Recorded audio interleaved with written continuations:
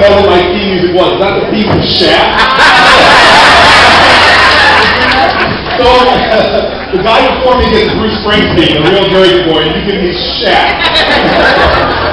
I have made some mistakes in my life, but never have I regretted anything other than more than accepting this invitation tonight.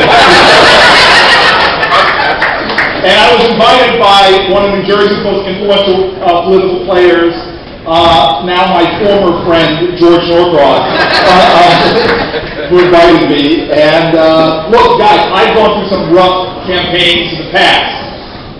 I've been accused of some pretty incredible things. One of my opponents, this is not a joke or exaggeration, accused me of being a KKK member, gay, Jewish, a Republican, and a member of the CIA bringing crack cocaine into the community, all in one breath. I, of course, said that makes me a uniter. I'm bringing people together.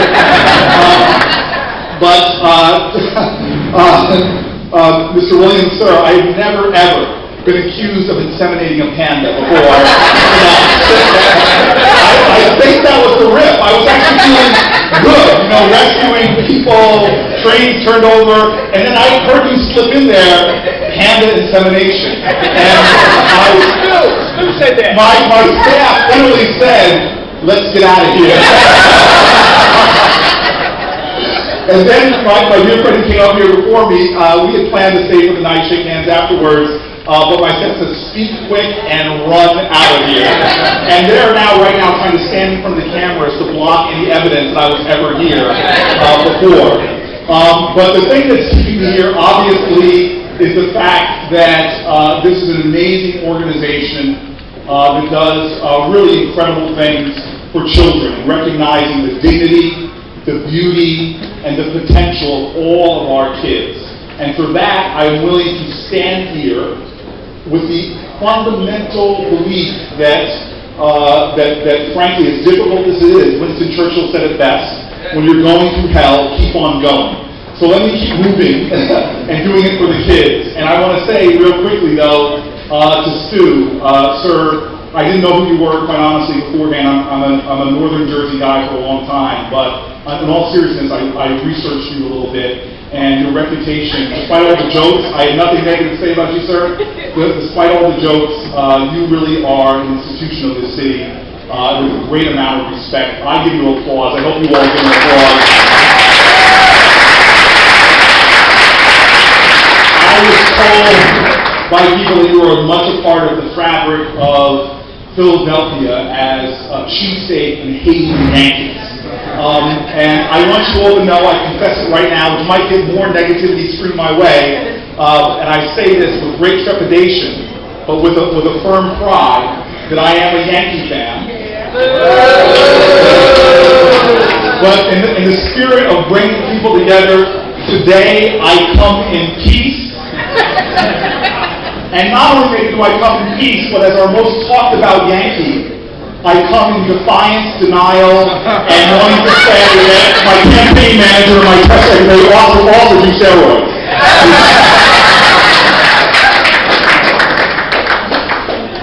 So, look, I am a guy from Jersey, and it's incredible to be here, but as I said before, I am from Northern New Jersey. And being here is actually very important. Because, as is tradition, when you're running for office, even if you don't come from the city, South Jersey loves Philly, and I have this perfunctory profession of prodigious pandering that I must do to South Jersey, Philadelphia sports fans. It is an obligation of trying to be a statewide official. So let me start my pandering to any South Jersey Philly fans that are here by starting out by saying, I love Philadelphia sports teams. I love them. I have a profound respect for the Phillies. Some of my best friends are Flyers fans. And out of solidarity with Philadelphia bowling fans, I want to tell you that I, Cory Booker, say proudly that I have played just as many games for the Philadelphia 76ers as Andrew Bynum. That is true. That is very, very true. I love Philadelphia. And I have to say, I love Philadelphia sports fans. I love Philly food. Heck, I love Pennsylvania. You are my neighbor. And I want you to know, I love Pennsylvania because our two states, as one of our ex-governors used to say, are perfect together. We actually represent a connection more than any other of the 48 states. We represent one of the most important, deeply American connections. It was George Washington, our first president, that left from Philadelphia in the dead of winter, crossed the Delaware into New Jersey, and fought that Battle of Trenton, which changed the course of our nation, sparked the idea that America is a country where impossible dreams are possible. And some people ask, why did George Washington cross the Delaware in a boat? Because even back then, the tolls were too damn high.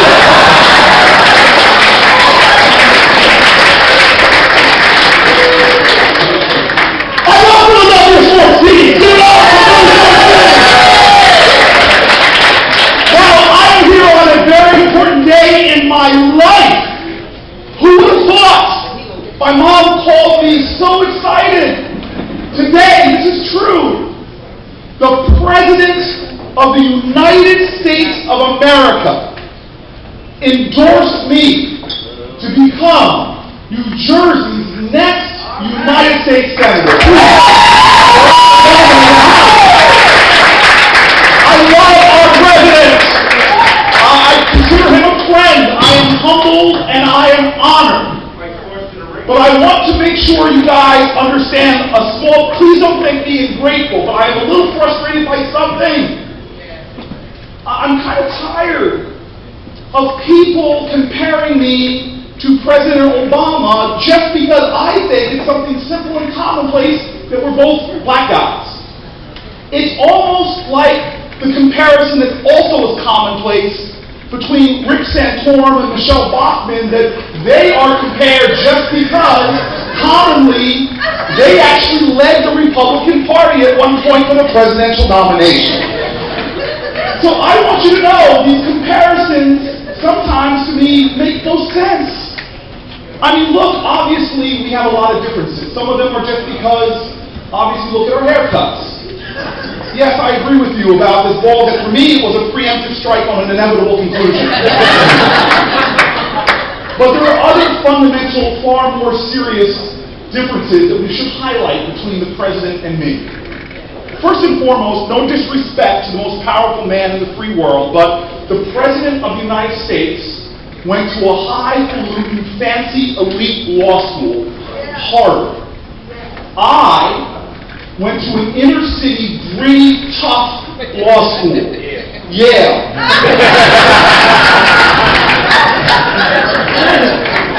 Differences. These are very significant differences. President Obama left school to become a community organizer. I left school to become a neighborhood coordinator. It's a very important difference here. I coordinated neighborhoods, he organized them. And finally, very important difference here, President Obama, much to the chagrin of some of his critics, but we know this is true, President Obama, important difference between us, President Obama was born in the United States of America. Yes. I was born in Washington, D.C. Which means, frankly, that given the way they put records back then, they will not be able to find my birth certificate. So look, this is the wonderful thing about New Jersey. Today, President Obama endorse me. Yesterday, my Republican opponent was endorsed by Chris Christie. Yeah. Now, look. Please understand this. In the middle of an election for a high federal office, Chris Christie, in front of the national media, embraces someone running for an office in Washington. This means that my right-wing Republican opponent has something in common with President Obama. Think about it. This is tough ground. Both of them were embraced by President Obama. Both of them were embraced by Chris Christie. Now look, the real reality is for those of you who don't know much about New Jersey politics, and this is the truth, Chris Christie and I are very, very good friends.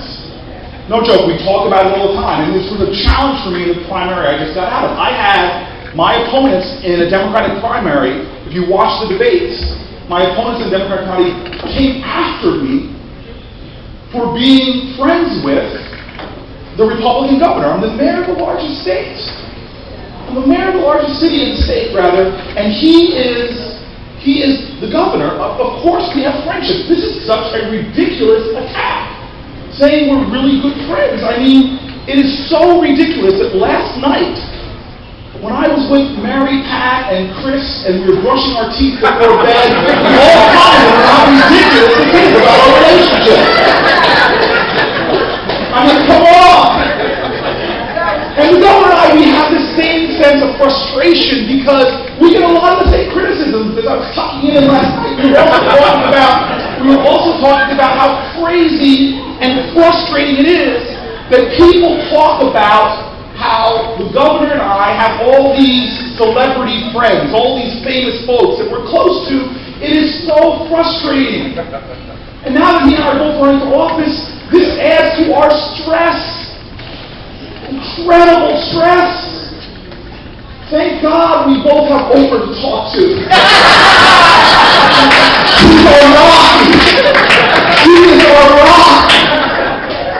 And speaking of rocks, I'm thankful that with all of this stress and these accusations that on my voicemail he keeps returning my calls and leaving the funniest answer machine messages. That's Chris Rock, comic relief. And speaking of relief, I'm so happy that my buddy Bruce lets me use the John in his house when I'm campaigning in Boston. And speaking of John, I'm so happy that Bon Jovi's wife, Dorothea, cooks me great food. She recently sent me some amazing peanut brittle. And speaking of nuts, I am so happy to tell you that I am friends with Michael Nutter, who is the mayor of Philadelphia. And did I tell you all that I love Philadelphia sports team? Ladies and gentlemen, when it comes to the children, when it comes to the love of this nation and all of its kids, it is about joy, it is about pleasure, it is about celebrating this country. And when it comes to this organization, I will happily come back to Philly time and time again, whether being beseeched by my friend George Norcross or by others, because this is an organization that does right by our children and holds true to the creed that all of our kids, no matter if they're black or white, urban or suburban, all of our children, rich or poor, should be able to live in a country that makes manifest those words that our kids call the consciousness of our country. Those simple 5 words, that this will be a nation for all of our children with liberty and justice for all. Thank you, everybody.